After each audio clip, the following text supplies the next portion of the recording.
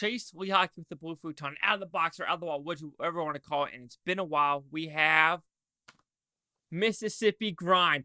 Yes, I got that spin perfect. But anyway, oh, there's that little Best Buy sticker they stopped using. But anyway, should you grind your way to the Mississippi, or should you just stop in Iowa and figure out what is happening? Let's find out.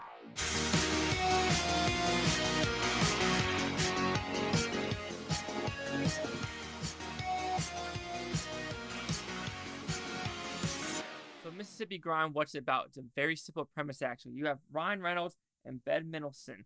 They're both gambling addicts, but one of them is in hard times in Iowa, and he needs to get out of the state and maybe go to the Mississippi, go down this river with Reynolds, who he finds in a bar or in a poker tournament, one or the other. It's kind of both the same way. He needs to win money and pay people back. Will he actually win the money, or will his gambling addicts get him even further down 6 feet under? So, did I like this movie? As a person who likes gambling, okay, I've done a couple dog races. I love me some craps. I love me roulette. My brother loves him some slots. And I do love me some sports during March Madness. That is fun as shit. I resonated with this movie. Was I ever as bad as that? Absolutely not. But just the whole gambling addiction, I wouldn't say I was addicted, but it just felt good to win money, but it also felt like shit to lose money. And I felt the emotions with this. However, there is some dragging with the movie, and with that, I will give the negatives of the movie first. It is an hour and 41 minutes long. I do feel like there's a little bit too many characters of this road trip movie, as well as a lot of it just not going anywhere. Especially with Reynolds' story, with all these random girls he's meeting across the Mississippi, like St. Louis, New Orleans, and Memphis as well. I feel like his story was just more to be like the buddy character, but then adding these girls at the same time. It really never tells about how he met these girls and how he knows all of them in these houses or ladies of the night, if you want to put it that way. So I feel like that part of the story wasn't fleshed out and wasn't given enough juice for me to just gnaw on that bone.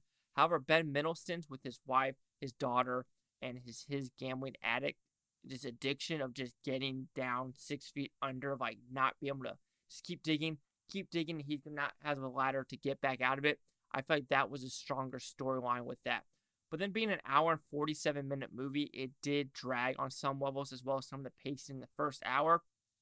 When it got to the last, 45 minutes of the movie, it was moving at a very, very strong pace. So I just wish some of the 10 minutes in the first hour was cut out and given more to the whole story system of this gambling issue.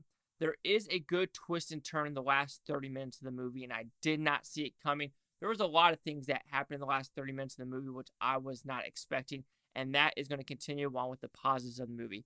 The acting's great. I think the directing is pretty good, but I do find it weird that after this movie, they did Captain Marvel. I don't know what Kevin Feige saw them in doing Captain Marvel, because I don't know why Kevin Feige likes doing these indie directors to do these like $200 million budget movies. It feels like it doesn't work as well as they think it should. People are like, oh, what about James Gunn? James Gunn had a lot more under his belt than these people, than Chloe Zhao. Yeah, Chloe Zhao had like the Mustang, had No Man Land, and had one more under her belt, but there were very little. And same with this one. They had Sugar, they had Mississippi Grind, and then making them do Captain Marvel, and they're not doing Captain Marvel 2. So that might say something. But I do think the script, the location, the scouting, and the actual last 30 minutes of the story, you did not know what was going to happen. It went from like, there's a dog race or a horse race, and you're like, oh shit, that's about to happen. And then they're in New Orleans now, and then a basketball court scene happens. They're like, oh shit. And then they're at a poker table, and then they're at the craps table, which, looking at the cover, you expect it to be more of a craps movie.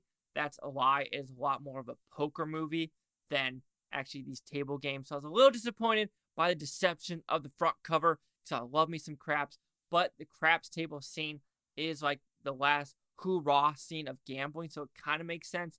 And I almost had to fast forward through that scene, so I'm like, fuck, I know where these directors are going to go with this, and I don't like it, but they don't. So I really applaud them for that. Now, so at the very, very end with a safe, you're like, oh God, where are we going with this? But I do think the overall last 45 minutes of this movie completely shines and totally outdoes itself from the first hour. So overall, Mississippi Grind is a solid gambling movie and a buddy movie as well. And if you like those style of movies, you're going to like Mississippi Grind. However, I feel like a lot of the audience is going to be bored with this movie if they don't know anything about gambling, or if they're not just really into two dudes in a road trip talking for the whole time. So Mississippi Grind will receive a 3.5 out of 5 with Futons, which equals that 70%. So see the critics' news scores gave this one. So if critics a 91% with 121 of them, audience score a 55%. I kind of saw that coming with over 5,000. Here's critic consensus. Well acted and steeped in southern atmosphere, Mississippi Grind is a road movie and addiction drama that transcends each of the well-worn genres. So overall, I agree. It's well acted, well written, and directed pretty strong for what is shown on screen. So anyway, we got the 91, my 70 are 55. Chase Yock with the Blue Futon. Like, comment, subscribe. Let me know what you think of this Futontopia. You Futonans, thanks for watching. Have a great day. Where have I been gambling? Vegas, of course. I've been in, I want to say Atlantic City, but in Massachusetts, Maryland area to gamble. Those table games are fucking expensive. Shreveport, Louisiana, those table games are super cheap. And I'm about to go gambling in Indiana this month. So we will see how that goes. Hollywood International? I don't remember, but it's in Indiana.